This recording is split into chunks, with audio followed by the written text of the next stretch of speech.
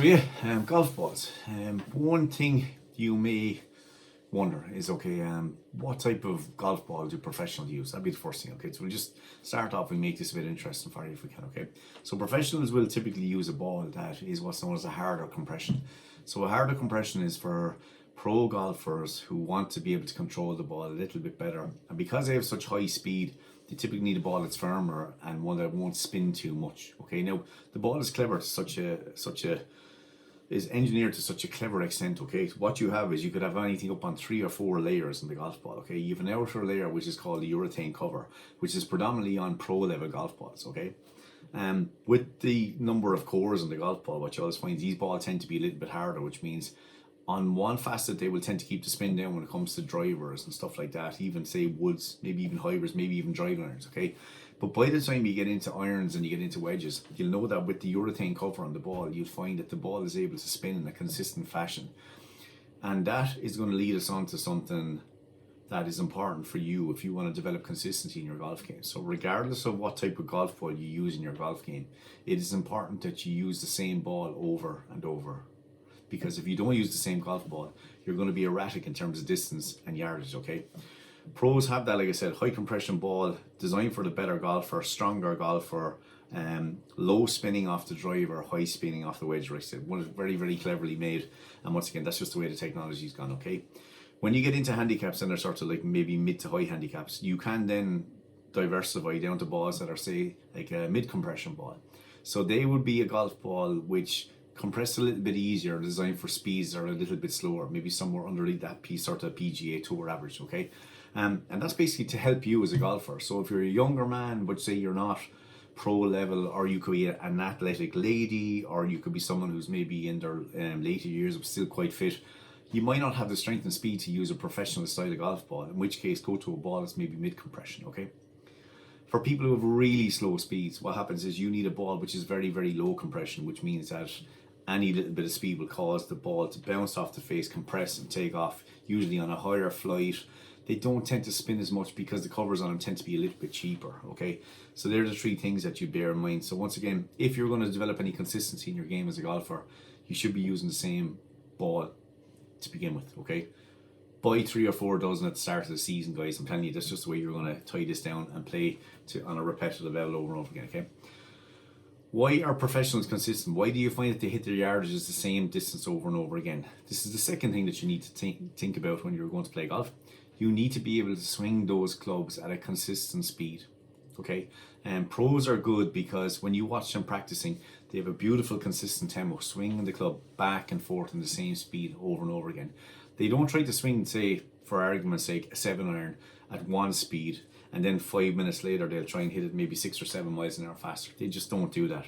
What you'll find is, if they're swinging a 7-iron, and using that example again, at 90 miles an hour, it'll be consistent 90, maybe 90.2, maybe 89.9, maybe 89.8, 90.1, 90, but we'll always be in around that speed. And the reason is, when you combine the consistent club head speed with the type of ball that you're using, with the clubs that you've invested in, you will find that the ball will go the same yardage over and over again with that club. That is how real consistency is obtained when you're playing golf, and that is how you start getting yardages that are repetitive. So when you're in the middle of the fairway and you take out your rangefinder, and just say you like me, I've got my 7-iron with that premium ball, and you find, okay, I got 162 into the green, I know that's going to go in 162, and I know I'm going to be in around the flag thereabouts every time, because I know how far my club goes with the same ball that I use. Okay, if you look at this example you're going to see now in this video, and I did it one day during fitting last week, when at the end of the fitting the client says, what is the best ball for my game? And I said, I'll show you. So what we did is we took 3 different golf balls: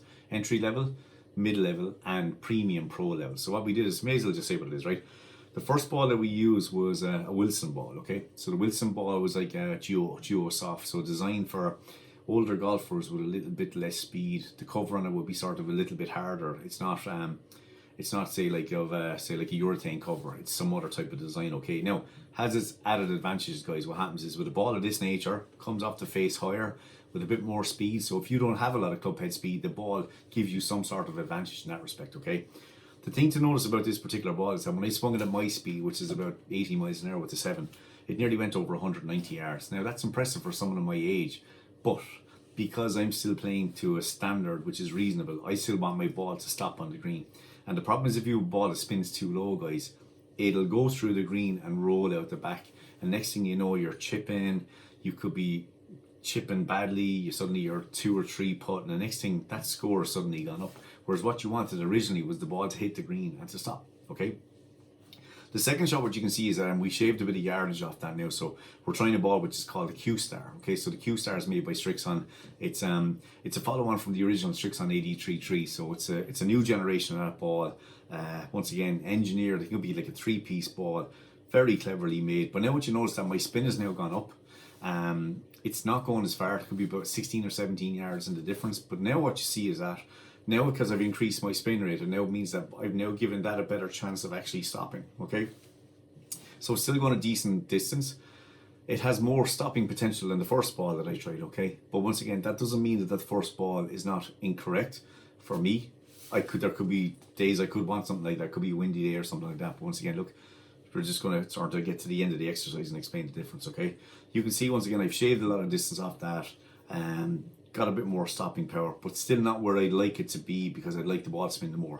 And what this all comes down to is, obviously, because I'm only swinging at a particular speed, combined with the clubs that I'm using and my ability and the technique in the ball, you can see I'm not getting the spin that I actually want, which means I now need to go to something that's even softer again, okay? So you can now see that the last ball I'm using, which is the old Pro V1, the one that everyone is using, okay? And once again, we have to have every ball in the studio, because people will come in and say, I like this ball, I like that ball, fit me with the ball that I'm accustomed to, okay? You can see now with the Pro V1, I have now actually shaved it right back.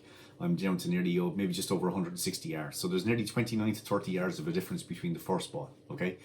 But what you find is I would gladly sacrifice the yardage that I had from the first shot in order to have stopping power on the shot with the ball that gives me the softer cover. So I've reached a point in my game where obviously I'm not that wild off the tee, or I'm not that wild with irons. I tend to be a little bit consistent enough, okay? So what you find is I would gladly sacrifice all that distance that you would have seen in the first shot if it means having the ability to stop the ball on the green, okay?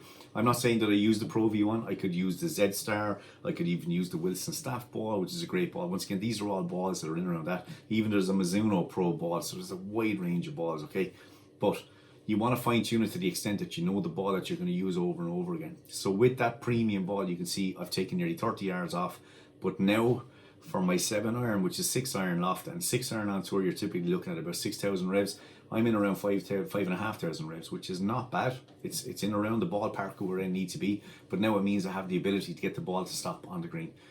And that is why professionals use a ball of that nature, is because they have enough speed. Distance is not a concern to them. What they want is they want to know that ball is going to stop and spin in the same fashion over and over again, okay? So from the exercise and looking at the video clips, what I'm saying to you is, guys, there is a ball for everyone out there depending on what you want. If you're new to the game, I'm not saying you should go out and buy brand new balls like 16, 70 quid a dozen. I just think that is a waste of time. I think what you should do is buy plenty of a ball which are going to be cheap and cheerful, give you a little bit in terms of accuracy. You're at a point where you're not too bothered about spin control and stopping the ball. You're only about enjoyment. That's what it's about to begin with, right? So therefore, use a ball which is a little bit maybe, doesn't spin as much, doesn't have a fancy cover on it. It doesn't matter a damn. You're just there to get out and try and develop technique. Like starting off, you want to get the ball going in the right direction.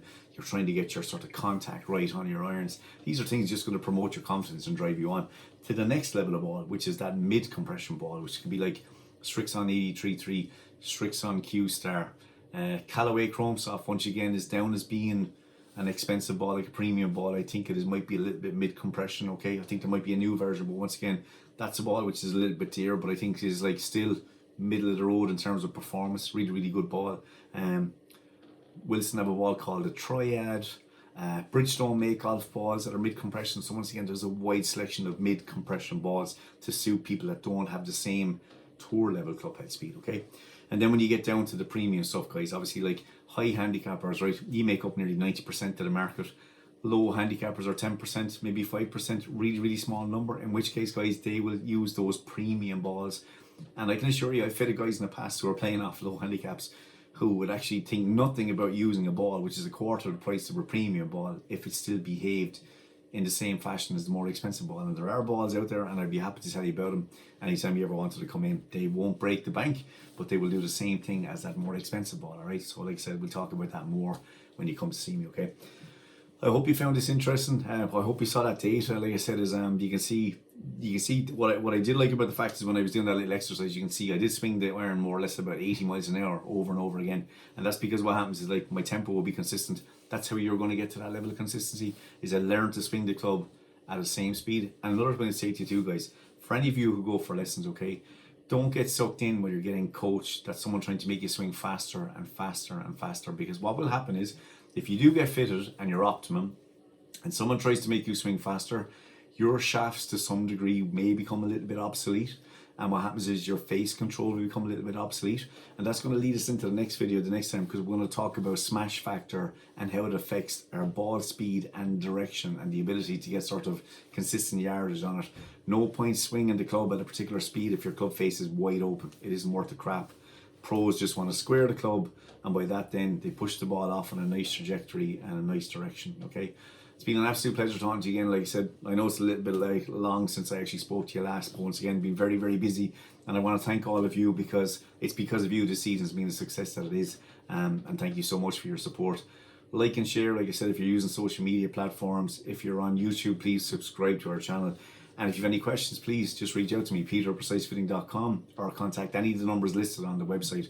And once again, we'll talk to you in a few weeks' time. Maybe we might touch on the whole subject of smash factor and the importance of it when you're getting golf clubs, okay? Take care of yourself, and I'll talk to you soon. Bye-bye.